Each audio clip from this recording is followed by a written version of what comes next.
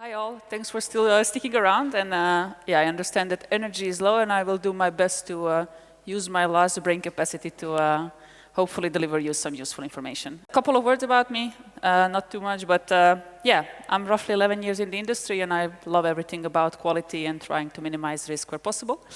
And besides quality views, I'm always interested in talking about automated canary deployments, chaos engineering, and also performance testing and isolation.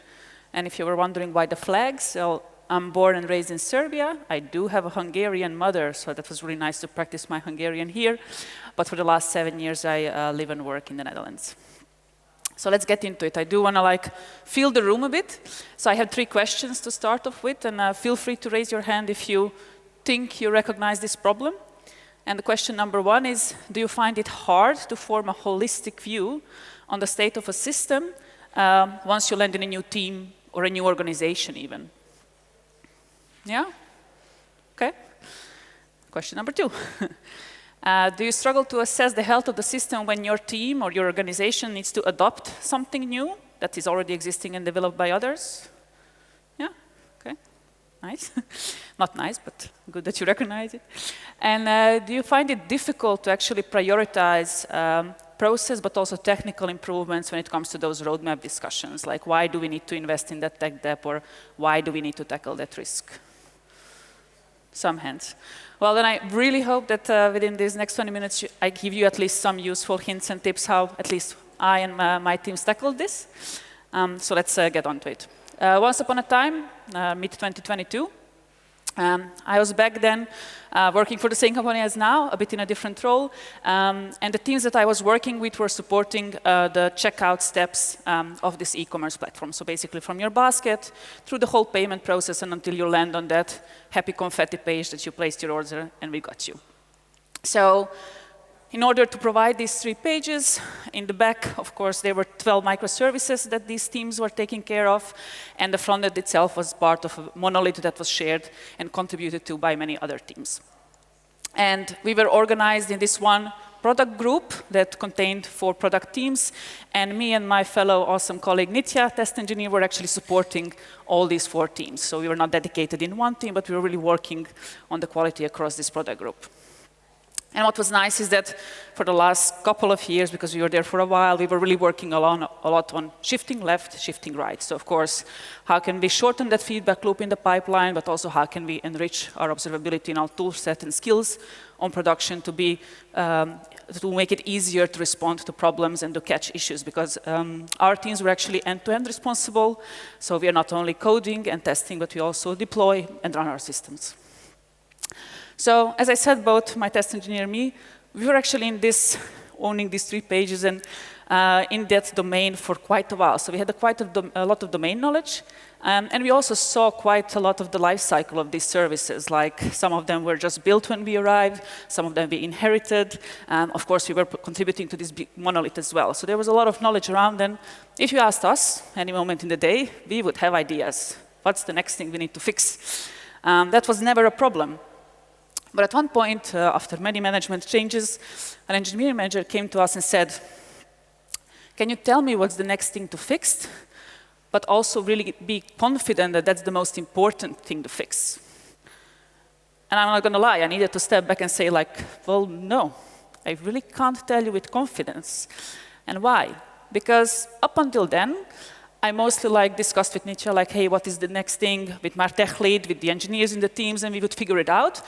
But all of this discussion and conversation was pretty much based on a gut feeling, and I'm not disregarding the gut. There's a lot of domain and technical knowledge behind that gut feeling, but let's face it, it's still a gut feeling. I was also wondering, do we have a good mental model when we are reasoning about this next thing to make the right investment? Do we even share the same mental model, or we just all have some different ideas of how our system even looks? And last but not least, what criteria are we even applying when we are assessing this? If you ask Nitya what is most important, or my tech lead, would we actually come up with 3 complete different answers, and why? So this is when I understood that okay, we really need to get back to the basics. Why are we here? Why are we doing what we're doing? And what is it we're actually looking for? And this is a really long sentence. I will read it out loud, and then we're going to break it down into parts. But we ended up with this statement which said, we want to uniformly assess and effectively communicate current state of the system to allow us to make the right investments and enable us to track its evolution. Now, part by part, uniformly assess. This was really important for us because, as I said, 4 teams, slightly different dynamics, 12 microservices, 1 monolith. Some microservices were big aggregators with both REST and GraphQL APIs. Some microservices were async only with big databases. Somewhere we had caching, somewhere not. We didn't want to be held down by these technical implementation details. We wanted to be able to assess the system regardless of its technical implementation. Next, effectively communicate. This was really important to actually bridge the gap between product and engineering, because we worked in product teams, so the product designer, the product analyst, the product manager. At the end of the day, we need to agree on what is the right investment, and unless we speak the same language and we translate our technicalities into something that is relatable to them, only then we can have the right conversation. Because we want to make the right investments. We want to make sure that it's not like, oh, we have this fancy new technology, we need to try it out. Why? Is this really what matters for our customers? Will this speed us and help us actually deliver the value for them? And last but not least, if we invest, we want to be able then in 6 months from now actually look back, reassess and see, did we move the needle? Are we now actually improving? Is the quality better? Sorry, too soon. And the awesome thing about our industry is it's really not a small industry. There is a lot of people out there, and the problem that you're facing, I'm pretty sure that there is hundreds, if not thousands, of people like you facing it. And if you're lucky, there are actually also people who solved it. And even more, if you're lucky, people who were kind enough to share their knowledge and to share their experience. And we were just that. So after a lot of searching and a lot of reading, I stumbled upon quality views by Colin Breck, who was back then an engineering manager at Tesla. So all credits about quality views go to Colin Breck, not something I came up with. I'm just going to share my story of how we put it to use and tweaked it actually to work for our organization. And just to briefly break down the framework, but again, it's a talk, a blog post, all kind of materials about it. You can find it online. So quality views and coming up with a quality view is containing of 2 important steps. The first one is a drawing. And what Colin said back then is, maybe you already recognized by the icons, but create an overview of the system that you own. And he went for a technical overview. So there's a load balancer, a database, and some applications. And the second, he said, okay, represent the importance of the user flows with the depth, thickness of the arrows. So you can already see that, okay, the legacy clients, yeah, they are representing a really small portion of the traffic. So also the less relevant, maybe, components of the system, because later on they are going to be phased out anyway. Now the fun part comes. Scoring based on quality aspects. 2 really important things here. These quality aspects are really context specific. They are not there to be copy-pasted, taken over and implemented in your team. They are for you as some kind of idea to reason about it, but the quality aspects should be defined to match your context, and depending on how your teams operate and what kind of systems they run. That's disclaimer number 1. Disclaimer number 2, don't go wild on quality aspects. If you already see there's a tiny heat map that these numbers will translate to. Heat map for visualization, if you remember, one of the goals was effective communication. A heat map with more than 11 grades just loses its value. So don't go overboard, max 11 quality aspects. And as you can imagine already, you have these quality aspects. Later on, we started calling them dimensions in my organization. And you go component per component, and you assess the component per quality aspect. You give a 0, you give a 1. 0, not okay, 1, good. This means that the component can maximally reach a score of 9, and minimal, a really burning red 0. Once you did that scoring, ta-da, you end up with your quality view. And this is actually the core tool that allowed us from here on to start having valuable conversations about where it matters the most and what is at the moment slowing us down. So that's about quality views in theory, so to say. And let's see how we put it to use. Drawing. As I said, we started back in 2022. Many years passed. We definitely tweaked with every session, with every iteration, with every new team that tried it out. We did a lot of tweaking. So what I'm saying now is how we ended up. But there was a lot of learning and experimenting involved. So one thing that changed in our organization is that we're not drawing technical components. Why? My organization went through a certain hypergrowth, which also means that at the moment we have a really highly fragmented microservice landscape. That means that we actually have more than 1,600 microservices. You can imagine that actually along the way we got too many microservices delivering one functionality. And we realized if we want to have the right conversation with product, we really need to be talking about functional value. What is this functionality in state of? So that was a really big, an important change for us. We were trying to draw functional components. Number two, whole team. This was not the architect or the product manager drawing out what we have. It was a whole team. Why? It was a great learning experience. Because we were driving for a functional overview, it was great to see what is the understanding of a new joiner of the system versus how maybe sometimes people overlook forgotten capabilities, which also triggered interesting conversations like, if nobody even remembered that we have this, is it even important? All dimensions apply. Because we had this a bit of brain glitch between technical implementation and then the actual domain that we own, sometimes we struggle with what is a component. So the guiding start was if the quality dimensions apply and I can score, it's okay to be a component. If I can't score on every quality aspect, maybe it's just part of a bigger component. And then the scoring. The disclaimer number one that was there. We talked a lot with our tech leads, with the engineers, among us as test engineers, but also with the product managers and product analysts, like what are really the dimensions of quality that we care about as a team and as a product group.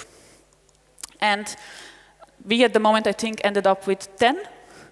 And this is, again, just some of them. And could be, if your teams are not the ones actually handling incidents in production, doing troubleshooting when an alert fires, then maybe alerting and operational risk is not the dimension for you. That's why it's really important that you define it for your context.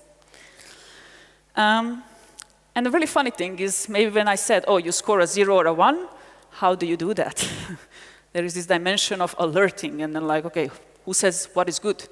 So this is also a learning path for us. And what we ended up with is that we agreed that for every dimension, there should be a set of criteria that we find, so to say, a must-have for you to score a 1. Like these are some guidelines, so to say, of quality. Again, just for inspiration, you should define this for your own context and what is good enough for your domain. 0 and 1, that was a tough one for a lot of people. Everybody was asking, can we change to 1 to 5? I want to give a 3. There is 8 criteria for this dimension. We suffice 7. I feel bad about giving the 0. And we kept going back to, okay, but why are we doing this exercise? We're doing this exercise to end up with an overview that allows us to act upon it and have the right conversation. It's not about shaming. It's not like we're going to put it up on dashboards or something. It's for you to facilitate a good conversation and give you good insights. So it's not like this shame wall of zeros. And also, if it's a low-hanging fruit to nail that last checkbox, I don't know, have fun Friday afternoon and do it, and hey, there's your 1. We also learned that we shouldn't be scoring per criteria, but per dimension to save some time. And the most valuable part of this whole exercise, again, that we kept doing with the whole team, whenever possible with the product manager present, is that often there are differences. Somebody thinks, nope, our observability stack is awesome, we have tracing enabled, our logs are actually meaningful, all the metrics we need are there, alerting is good. And then the product manager says, yeah, but remember like the last 3 incidents we had, actually others told us, and it took you 3 hours to understand what's wrong because you couldn't find things in the logs. So it's kind of really nice to hear these conversations happening and actually learning from each other. Or just the junior saying like, I have no idea what this dashboard is supposed to tell me. Well, that's a telling sign. We always note down these observations during the discussions because that's where the true value is.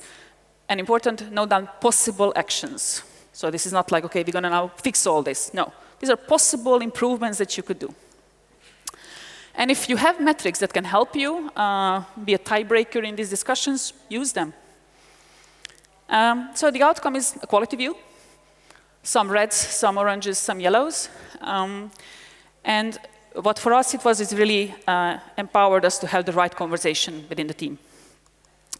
And prioritize action points with our product manager or product owner, depending how you're working. Why? Because during those discussions, we noted down a lot of things. But once we had the visual, then we were able to say, which of these now matter today? What should we do now? And what can wait? And what is maybe a nice to have each, but doesn't add value today? So the value, we had a lot of value from it because we keep using it, and now it's 2025, end of the year. Some of the immediate values that we saw. It gave us really a holistic view of the system. Prior to this, people, especially in the whole product group, people would really be in love of one service that they really heavily built as well, and they don't care that much about the service that they took over, like, I don't know, it's running. But now, and also they wouldn't know too much about the quality of it, and now we all share this one image of how are we doing. One way to assess quality, regardless was it a service with a database, a big aggregator, with REST and GraphQL, or was it part of the monolith, we had one language, we had one way to assess. Clarity on immediate risks. It was really nice to sometimes see those moments when we realized that we just recently went live with a system. We thought there were no bug issues, everything went fine, but we realized like some of the most critical functional KPIs we were not yet alerting on. And we were like, I guess we just got lucky that we didn't yet have issues and that the customers didn't need to tell us no. So we were like, okay, that's a really low-hanging fruit, really important. This is an important feature for us. Let's just add those alerts. But also clarity on innovation blockers, because we knew that 6 months from now, there will going to be a big transition between payment providers that we need to do, from Ingenico to Adyen.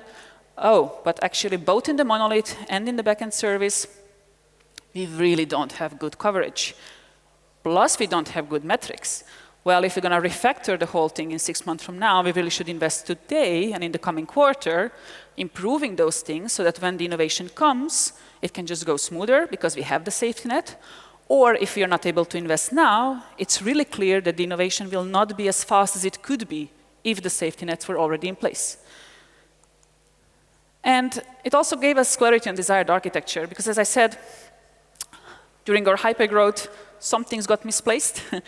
And because we kept forcing this functional component-driven drawing, it started really giving a clarity for people of what do we own, what is the actual customer value that this third level down backend system is providing, and they even started refactoring the code to more reflect those functional components, which really helped. And the fun part was that because we were 4 teams in one product group and we all started doing these sessions and quality views, is that we also noticed some patterns, like, okay, everybody's struggling with meaningful logs or having good runbooks for their incidents. Okay, let's do a runbook day, let's together as a product group figure out what is a good template, what makes a good runbook. And then also cross-test it, like, I don't know, team A would implement their runbooks and then team B would actually do an exercise. Without any domain knowledge, am I able to follow the runbook and actually find the issue? So it was actually a fun team bonding as well. And on the long term, it definitely became a really important input for our quarterly and half-year planning. And it also kept facilitating a conversation around continuous improvement, because by doing this session, you always get this bucket of possible improvements that depending on where you are, you can decide to pick up or not. As I said, more and more, our code bases, but also the division of responsibilities between applications started becoming more representing of the functional domain that we owned, which allowed easier onboarding, because then for a new joiner, by just looking at the code, how it's structured and which applications we owned, it became more clearer, okay, what do we own and what is our focus and responsibilities, which also allowed for faster innovation. So the evolution, we started in 2022. And initially, as I said, we introduced this as an experiment. Will this help us in one product group? Already in 2023, people heard about it here and there, you know, chatter on the hallways, so more people wanted to try it. So they did. So that was really nice to see. And by 2024, we saw that a lot of people are trying to do and apply quality views to actually help them in their in assessing the quality of their systems. But this is also when we noticed that we defined the dimensions and the criteria within the scope of our context. But to really make it translatable for the whole organization, we needed to invest some more energy. This is when we also started doing workshops and crowdsourcing and actually brainstorming within the company per vertical slices of the company of like, okay, what are those dimensions that really reflect and resonate with majority of the company, and what is that criteria that we as a company really care about? And of course, cannot leave without mentioning AI.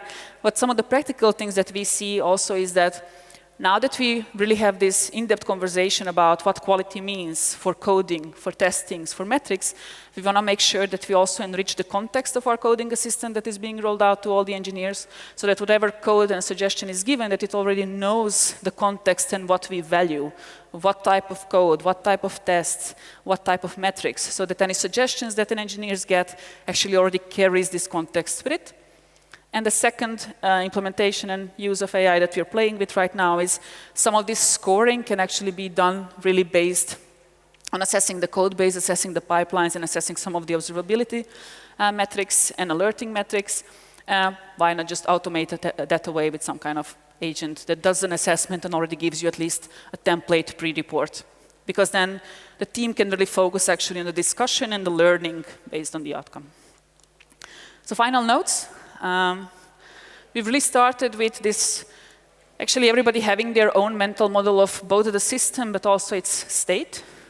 So really having one shared and most important not a documented mental model of how our system is actually doing. And we went from this gut-based or loudest person-based assessing and addressing of technical depth and risk to actually dimension and criteria driven, where we all agreed what are the dimensions and criteria that matter.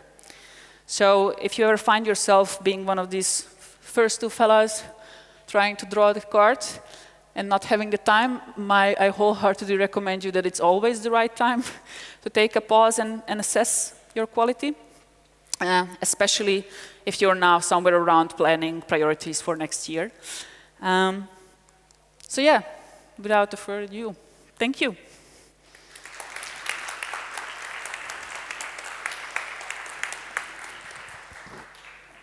Thank you for that wonderful presentation.